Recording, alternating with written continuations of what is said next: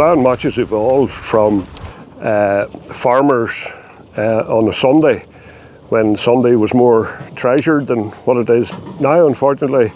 A lot of farmers in ploughing season on the farms, they would gather in a group and go around to see either how the particular ploughman had done, or the farmer himself in those days, if he did the ploughing.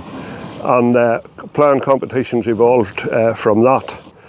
But part of the problem is the ploughing equipment has got very sophisticated,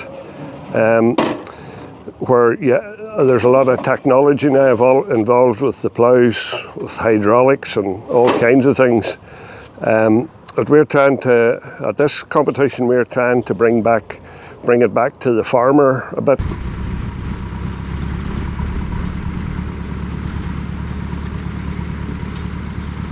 The first thing we're going to look for today really is straightness is the most important part.